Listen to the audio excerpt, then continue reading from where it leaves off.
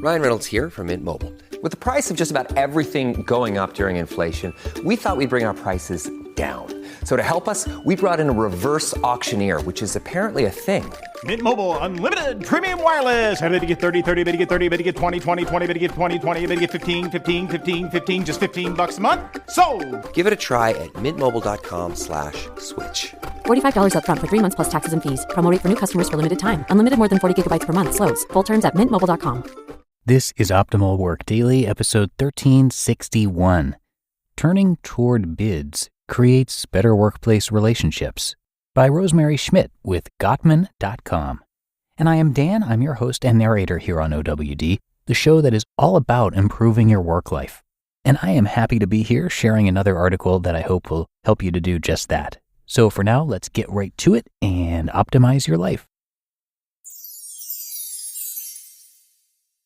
Turning Toward Bids Creates Better Workplace Relationships by Rosemary Schmidt with Gottman.com.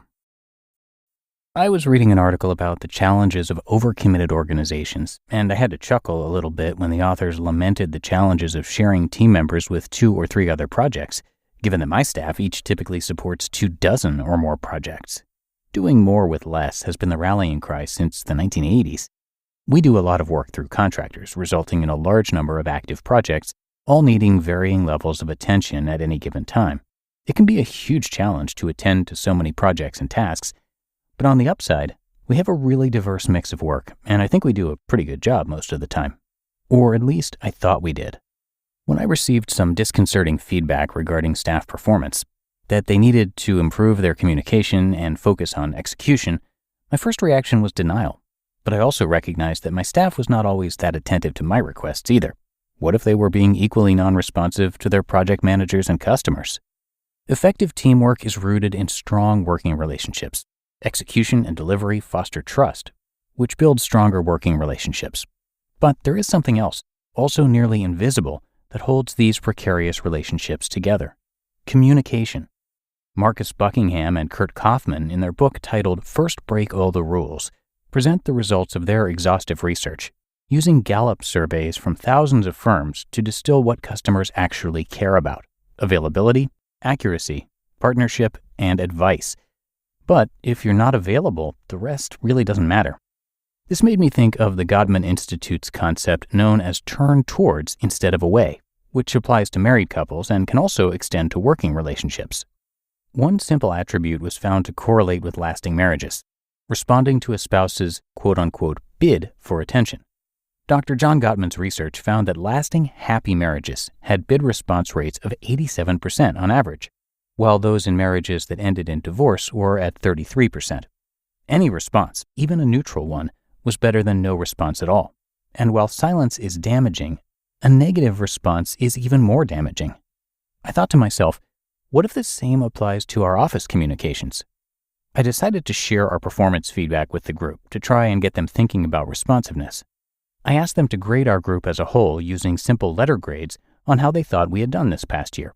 We went around the room and staff shared why they had given the grades they did for each objective. This was probably one of the most enlightening discussions we had ever had as a group, and brought out all the factors that influence the ability to track and manage their workload. Next, I shared how others thought we had done. I asked how we might react to this new information: denial, anger, feeling underappreciated, etc. I told them I had an idea that there might be one simple little thing we could do to improve in this area, and gave them a reading assignment for our next meeting: the Gottman Institute's article about bids and turning toward. I explained that while the article is intended for married couples, the basic premise can apply to the non-romantic context of an office. I suggested that, as they read it, to simply replace the words spouse or partner with project manager, customer, or supervisor. When we regrouped the following week, we talked about several key points. Responsiveness serves as a good outward indicator of the health of our relationships. I shared a quote from philosopher Jiddu Krishnamurti. Quote, "To pay attention means we care, which means we really love." End quote. Whether the person is your spouse, boss, project manager, or colleague, there is an important and fundamental human need to be heard and valued. So I took a quick poll on how staff would rate their own bid response rates. Our numbers ranged from a few responses at 50% to a few responses at 95 to 100%, with most bunched around 85%. The number might vary depending on our relationship with an individual. We might be more responsive to those we like, or with someone who is new or important. And we might be a little less responsive with those we dislike, or people with whom we already have a solid established relationship. My team and I discussed how non-responsiveness might be interpreted and make the other person feel. The person making the bid for our response might assume we're busy or we don't care, or we're not interested. They might feel ignored, neglected, frustrated, unheard, or confused. They might wonder if their request was even received. These uncomfortable or negative feelings could start negatively impacting our working relationships. However, some research points to conscientiousness as a predictor of success at work and in life. Being conscientious and responsive is appreciated and rewarded. Organizations say they want creativity, but they also demand conscientiousness, and we can certainly aspire to both. Another major factor affecting our responsiveness is probably our collective busyness. In Daniel Goleman's TED Talk, Why Aren't We More Compassionate?, he shares the results of a study designed to test what makes someone more likely to help a stranger. Divinity students were sent to give a talk across campus and would pass by a stranger in need of help. Even for those who had just read a story about the Good Samaritan, the primary factor determining whether they stopped or not was how late they were to their talk. When we are busy and stressed, we may start to become forgetful or overlook important areas where we must be attentive and responsive to clients, customers, and colleagues in our work. These are the hidden hazards of working in overcommitted organizations. But if we can focus our working relationships on turning toward and being responsive to the bids of people we work with, then we can move toward healthier, respectful, attentive, trusting, and more collaborative working relationships. You just listened to the post titled Turning Toward Bids Creates Better Workplace Relationships by Rosemary Schmidt with Gottman.com. We're driven by the search for better. But when it comes to hiring, the best way to search for a candidate isn't to search at all. Don't search, match with Indeed.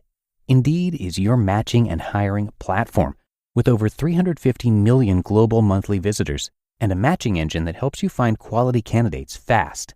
Ditch the busy work. Use Indeed for scheduling, screening, and messaging.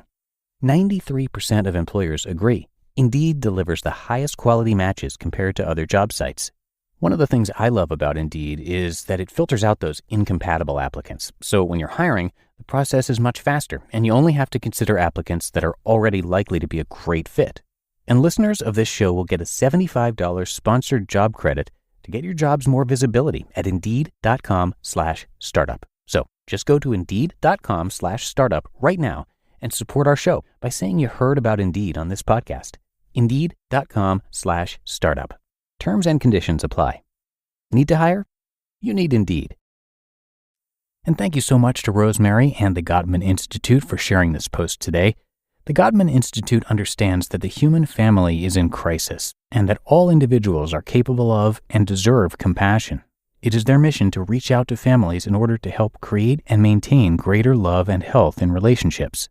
They're committed to an ongoing program of research that increases the understanding of relationships and adds to the development of interventions that have been carefully evaluated.